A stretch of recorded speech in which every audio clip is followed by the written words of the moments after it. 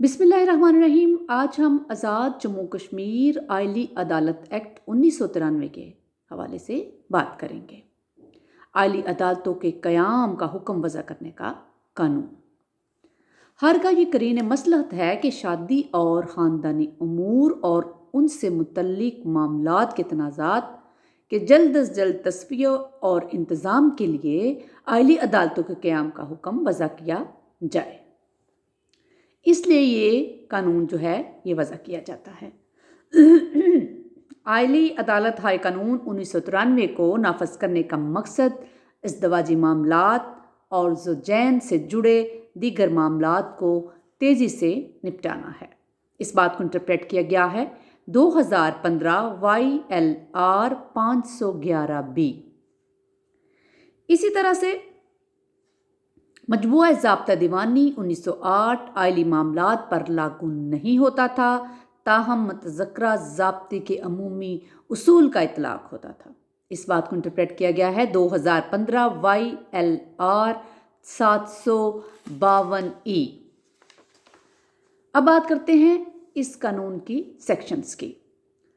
Section 1 short title extent and commencement. Number 1، یہ act آزاد جموں کشمیر آئلی عدالت act 1993 کہلائے گا۔ نمبر 2 پہ یہ سارے آزاد جموں کشمیر پر وسعت پذیر ہوگا، اور نمبر 3 یہ اس تاریخ سے مؤثر ہوگا جیسا کہ حکومت سرکاری جریدہ میں اعلامیہ کے ذریعے مقرر کرے۔ Section number 2 definitions. ایکٹ ہاضہ میں ماسوائے کے تناظر بصورت دیگر تقاضا کے درج ذیل الفاظ کو حسب ذیل معنی تفویض کیے جائیں گے، جیسے کہ نمبر 1، آئلی عدالت سے مراد اس ایکٹ کے تحت قائم کردہ عدالت ہے۔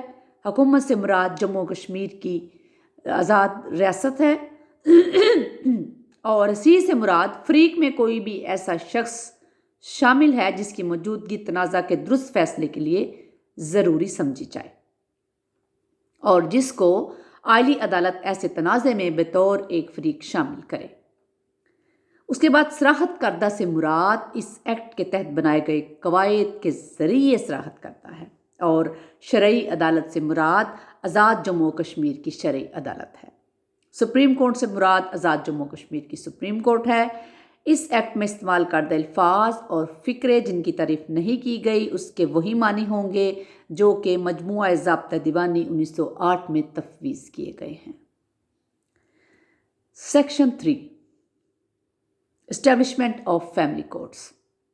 حکومت ہر ضلع یا کسی ایسے دیگر مقام پر جہاں وہ ضروری سمجھے ایک یا ایک سے زائد آئلی عدالتیں قائم کرے گی، اور ایسی عدالتوں میں سے ہر ایک میں جج مقرر کرے گی۔ سیکشن 4 کوالیفیکیشن آف ججز۔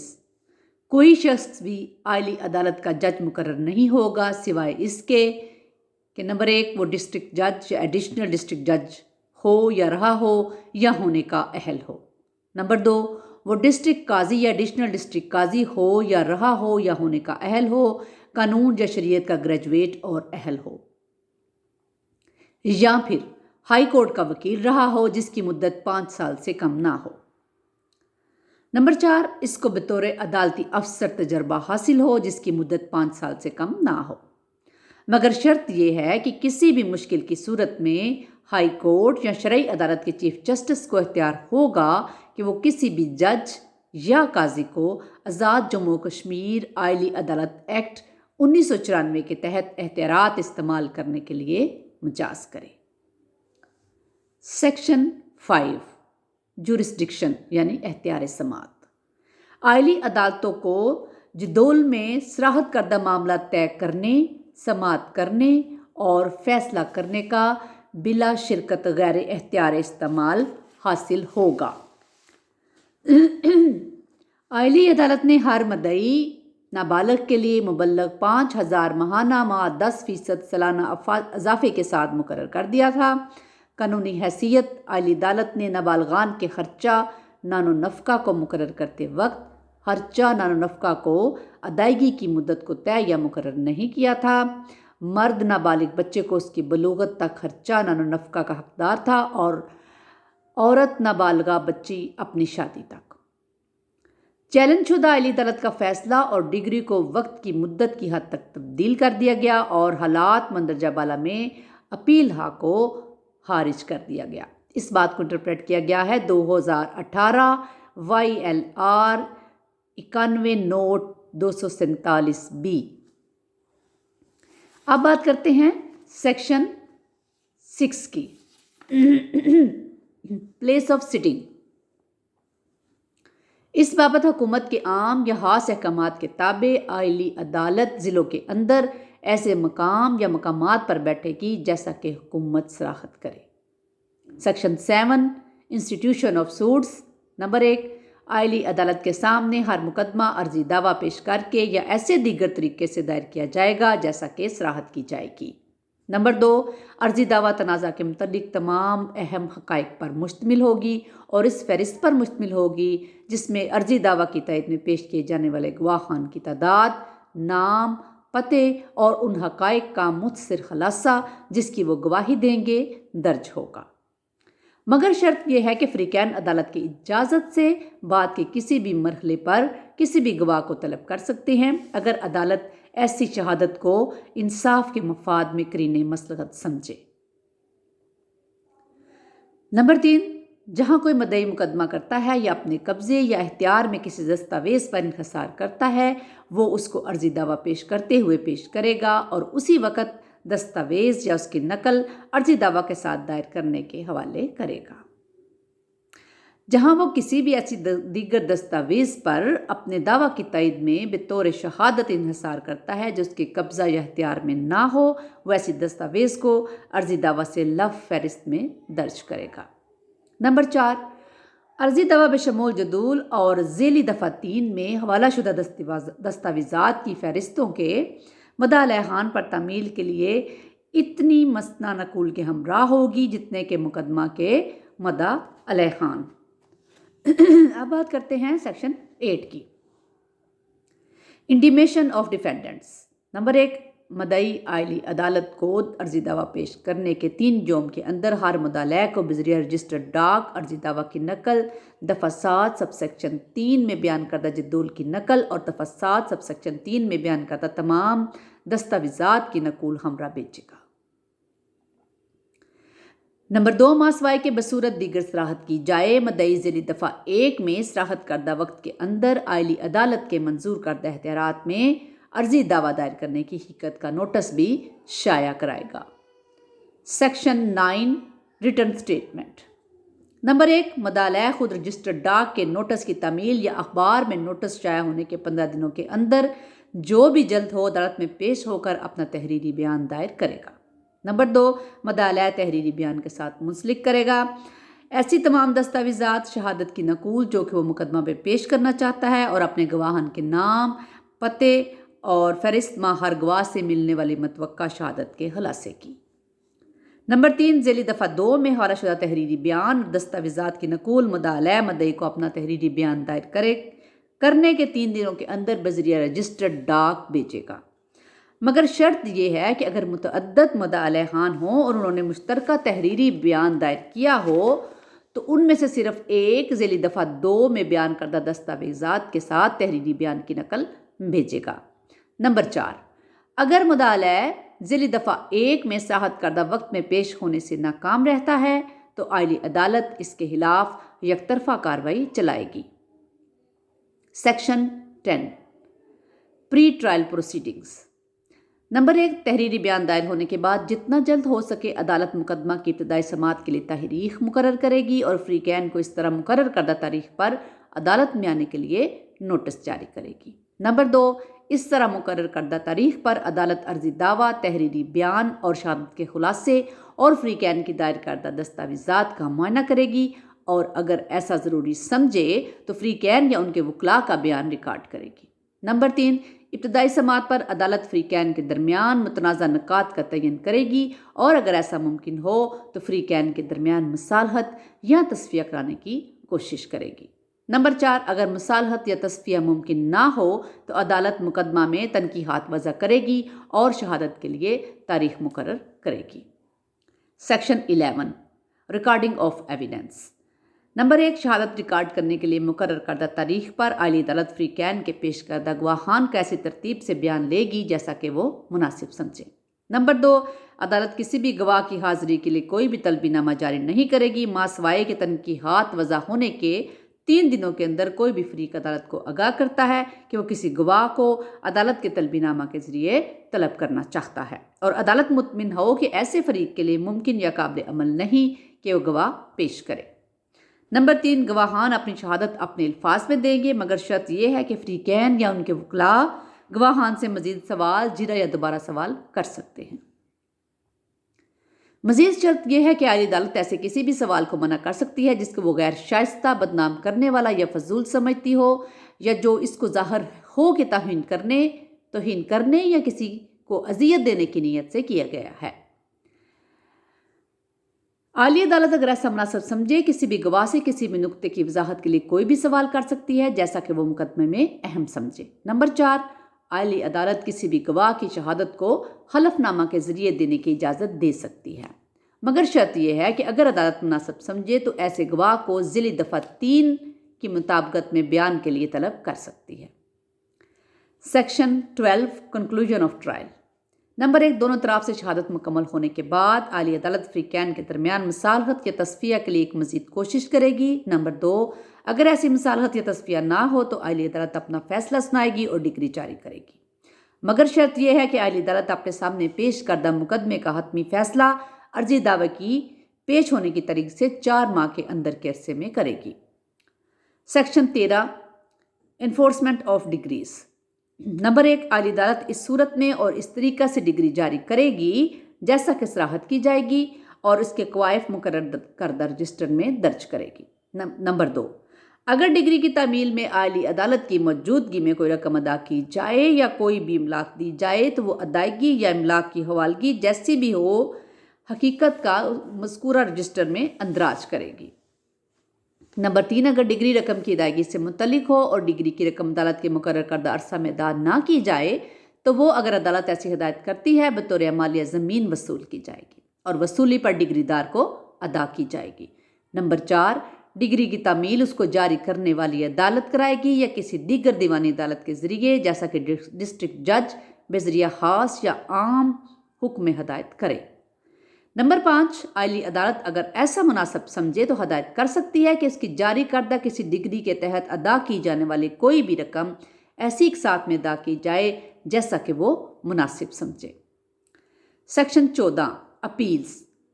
نمبر 1، اگر کوئی بھی فریق اعلی عدالت کے اس ایکٹ کے تحت کسی فیصلہ یا جاری کردہ ڈگری سے متاثر ہو تو وہ ایسے فیصلے یا ڈگری کی تاریخ کے 30 دن کے اندر شرعی عدالت میں اپیل کر سکتا ہے۔ نمبر 2، اعلی عدالت کی جاری کردہ ڈگری کی اپیل نہیں کی جائے گی حق مہر کے لیے جو 1000 روپے سے زیادہ نہ ہو یا پھر نان و نفقہ کے لیے جو 75 روپے ماہانہ یا اس سے کم ہو۔ نمبر 3، اس ایکٹ کے تحت ہر اپیل کا اپیل پیش کرنے کی تاریخ سے عدالت اپیل 60 دنوں کے اندر فیصلہ کرے گی۔ نمبر 4، ذیلی دفعہ 5 کے احکام کے تابع شرعی عدالت کا حکم حتمی ہوگا۔ نمبر 5، شرعی عدالت کے فیصلے، ڈگری یا حکم کے خلاف صرف اس صورت میں سپریم کورٹ میں اپیل ہوگی جب سپریم کورٹ مطمئن ہو کر اپیل کی اجازت دے کہ مقدمہ میں عوامی اہمیت کا اہم قانونی سوال ہے۔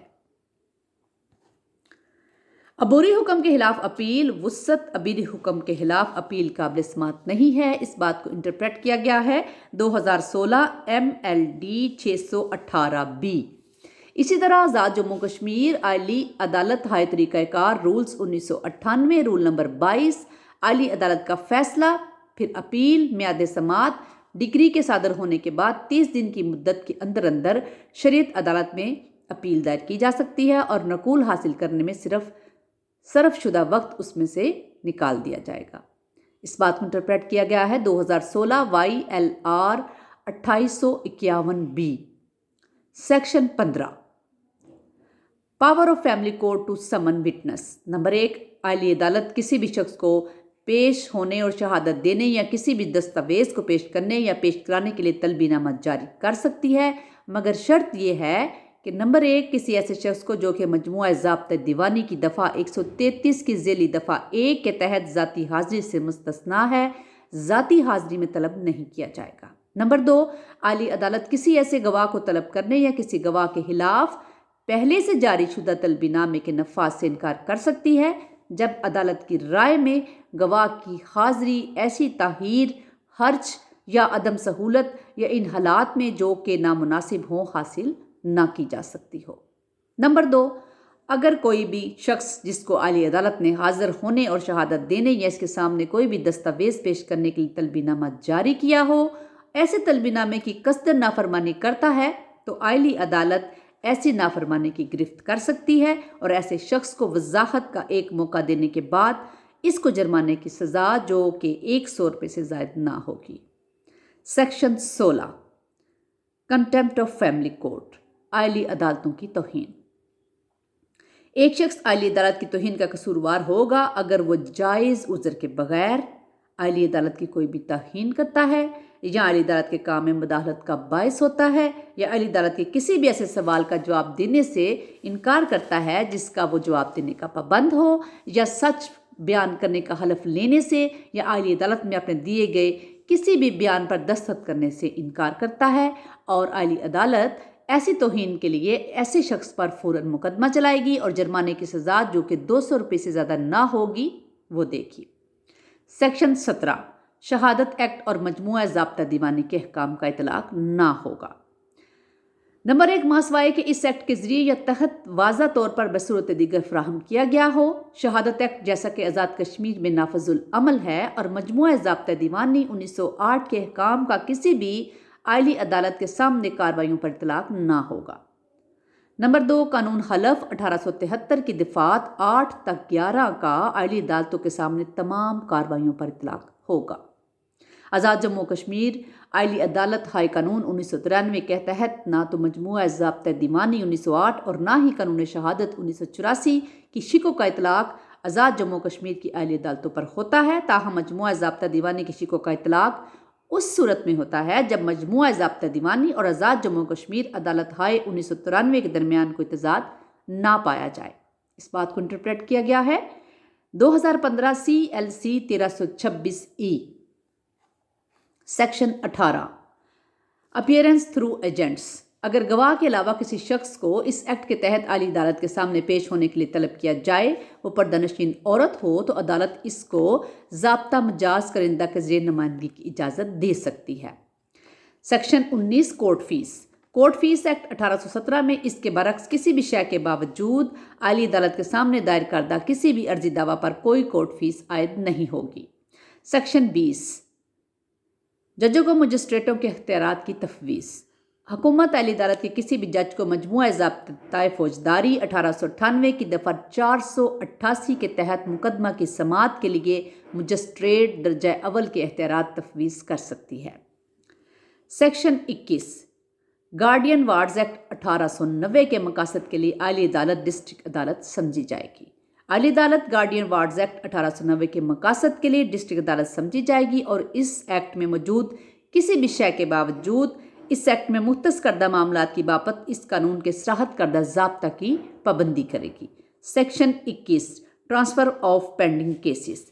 اس ایکٹ کے آغاز پر کسی بھی عدالت کے سامنے زیر التوا تمام مقدمات اور درخواستیں کسی بھی ایسے معاملے سے متعلق جو بذریعہ اعلی عدالت کے اختیار سماعت میں ہو، متعلقہ اعلی عدالت کو منتقل ہو جائیں گے اور اعلی عدالت کی کارروائی کا آغاز اسی مرحلہ سے کرے گی جہاں تک مقدمہ پہنچا ہو۔ نمبر 2، اس ایکٹ کے تحت آنے والے کسی بھی معاملے کے متعلق تمام اپیلیں جو کہ ایڈیشنل ڈسٹرکٹ جج یا ڈسٹرکٹ جج یا ہائی کورٹ میں زیر التوا ہوں، آزاد جموں کشمیر شرعی عدالت کو منتقل ہو جائیں گی۔ Section 21B، general power of transfer. Free can میں سے کسی کی درخواست پر فری کین کو نوٹس دے کر اور ان کو سننے کے بعد جیسا کہ وہ سماعت چاہیں یا از خود تحریک پر ایسے نوٹس کے بغیر شرعی عدالت کسی بھی مرحلہ پر کوئی بھی مقدمہ، درخواست یا دیگر کارروائی جو کسی بھی اعلی عدالت میں زیر التوا ہو، کسی بھی دیگر اعلی عدالت کی سماعت یا طے کرنے کے لیے منتقل کر سکتی ہے۔ Section 22، power to make rules. حکومت سرکاری جریدہ میں اعلامیہ کے ذریعے اس ایکٹ کے احکامات کو روبہ عمل لانے کے لیے قواعد وضع کر سکتی ہے۔ نمبر 2، ذیلی دفعہ 1 میں موجود احکامات کی عمومیت کو متاثر کیے بغیر ایسے بنائے گئے قواعد دیگر معاملے کے ساتھ جو ضابطہ میں فراہم کیے گئے ہوں اس ایکٹ کے احکامات سے عدم مطابقت نہ رکھتے ہوں ان کی اعلی عدالتوں کی جانب سے پابندی کی جائے گی۔ سیکشن 23 تنسیخ آزاد جموں کشمیر اعلی عدالت آرڈیننس 1993 بذریعہ اس ایکٹ کے منسوخ کیا جاتا ہے۔ یہ تھا آزاد جموں کشمیر اعلی عدالت ایکٹ، جس کی سیکشن کے حوالے سے مختصراً ہم نے یہاں پہ ذکر کیا ہے۔ دعاؤں میں یاد رکھیے گا اور چینل کو سبسکرائب کیجیے گا۔ شکریہ۔